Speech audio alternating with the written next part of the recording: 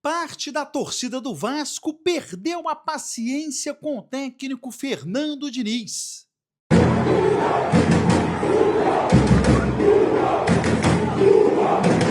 Ao empatar em 0-0 com o Madureira ontem em São Januário, o Vasco agora vai depender do resultado de domingo diante do Botafogo. O que lhe interessa? Depende do que acontecer no sábado entre Flamengo e Sampaio Correia.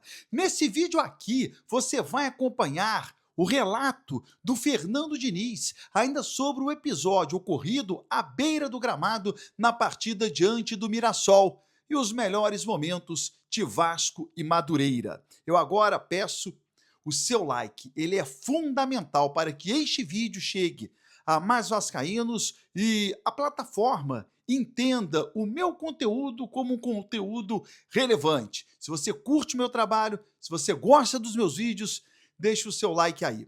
Eu vou rodar a vinheta e na volta é hora do Vasco!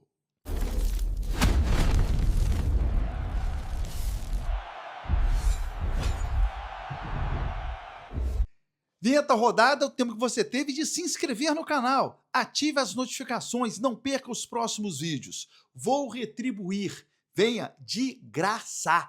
Você não paga rigorosamente nada para entrar no meu grupo exclusivo. As vagas estão abertas. Quem está no grupo está colocando um cacau no bolso. Todo dia tem green. Você recebe as melhores indicações, tudo de graça. Não paga rigorosamente nada a ninguém. Estou deixando o link no primeiro comentário fixo.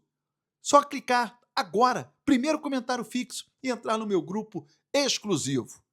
Bom, o Vasco ontem perdeu a oportunidade de se garantir na fase quartas de final do Campeonato Carioca.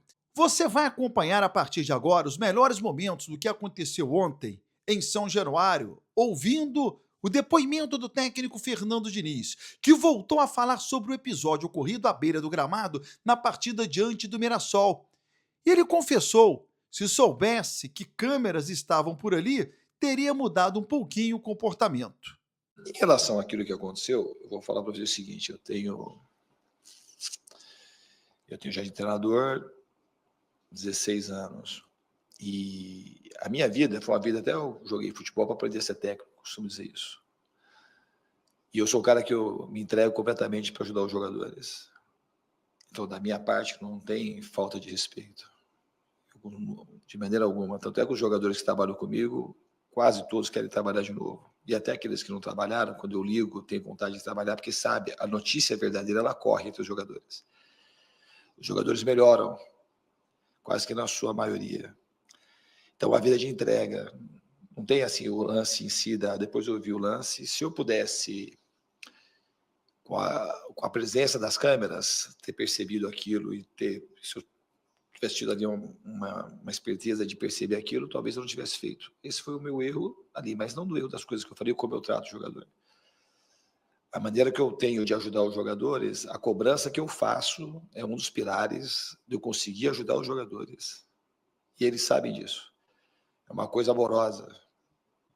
Muito diferente das pessoas que fazem a crítica, que estão mais interessados, não têm interesse nenhum em ajudar o jogador. Exemplos são fartos. Então, as pessoas querem pegar uma situação e criar um monstro, uma mentira, porque é uma mentira. O que é respeitar o jogador? Respeitar o jogador é fazer, para usar um exemplo aqui do Vasco, que aconteceu com o Ryan. Quando o Corinthians tentaram fazer a mesma coisa com o Ryan, que eu cobrei de uma maneira mais enérgica, mas cobrei muitas vezes o Ryan de maneira enérgica. Quando ganha, como foi contra o Fortaleza e outras situações, não tem questionamento. As pessoas estão focadas no resultado do jogo. O foco meu não é no resultado do jogo, é fazer as coisas direito e procurar ajudar os jogadores. Aí o Ryan foi questionado, ele falou: ele é igual um pai para mim. Eu não vou deixar. E o Ryan, quando saiu daqui, eu tive no casamento dele, a mãe e o pai me encontraram, e a mãe chorando, falou assim: eu agradeço que você mudou a vida da nossa família. E um dos pilares é a maneira como eu abordo o jogador. Que eu não tenho receio, eu não tenho medo de abordar o jogador. E o jogador sabe que aquilo é para o bem dele. E não é um papel difícil, não é um papel para qualquer um. Então, eu me exponho em favor do jogador. Então, eu não vou trocar uma crítica das pessoas fazerem, muitas vezes com malícia, com maldade, por receber um carinho como eu recebi do Ryan, como se foi o Brenner quando chegou aqui, e o Motti, Bruno Guimarães. O meu temperamento é esse. Ele pode ajustar, pode melhorar. Repito, se eu tivesse percebido a presença da câmera, ali eu teria segurado, eu não teria dado um jeito de não ser tão enérgico na cobrança, mas por conta das coisas de fora.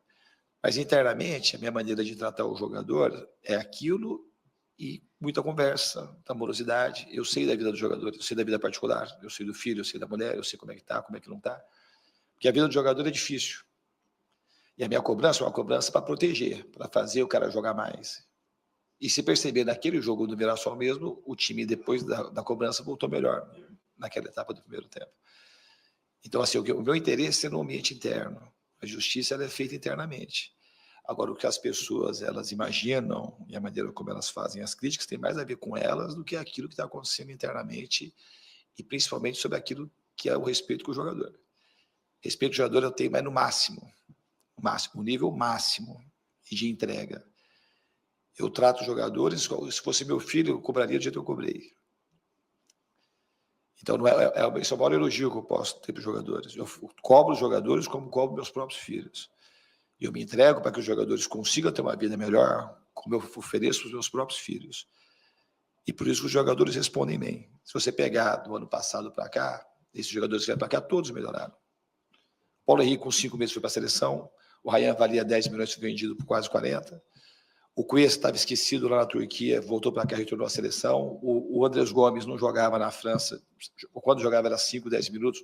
Hoje é um jogador que ganhou protagonismo no Vasco, conhecido nacionalmente. O Barros estava no América, estava jogando no Amazonas, depois da América de Mineiro, virou titular do Vasco. O Nuno fez 11 gols na temporada. E todos eles melhoraram. O Léo Jardim é um goleiro que sai mais do gol, um goleiro que melhorou com os pés, melhorou nas antecipações, nas coberturas do zagueiro. Todo mundo melhorou. Então, assim, falar disso assim, é uma coisa, e tudo bem, as pessoas têm a liberdade, mas tem uma má vontade de perceber o todo, de perceber a verdade, de investigar a verdade. Isso aí é a matriz central do meu trabalho, ajudar os jogadores, de gostar, de amar aquilo que é o jogador, e poder se entregar para que eles tenham uma boa vida. E eu tenho consciência plena disso, plena. Ajuste a gente sempre tem que fazer, mas eu sou um cara que me dedico integralmente para que os jogadores consigam ter uma vida digna e um futuro positivo. Eu quero aqui o seu comentário e também o nome da sua cidade e a oportunidade de você ter uma casa nos Estados Unidos, hein? Já pensou em ter sua casa de férias nos Estados Unidos e ainda aproveitar ela na Copa do Mundo? Se você quer investir numa casa super bem decorada como essa, com muitos quartos para aproveitar, pessoas do mundo todo que estão vindo para cá para assistir a Copa do Mundo, a hora é essa. Sala de jogos, cinema, quartos temáticos. É um super atrativo para quem quer locar casas aqui em Orlando. E você ainda vai poder usar quando a sua família decidir vir visitar o Mickey e visitar os parques da Disney. Tá esperando o quê? O momento de investir numa casa como essa é agora. Eu sou Pedro Vieira, o seu corretor de imóveis aqui na Flórida. Tô deixando o link aqui na descrição, beleza? Se inscreva no canal, ative as notificações e até o próximo vídeo.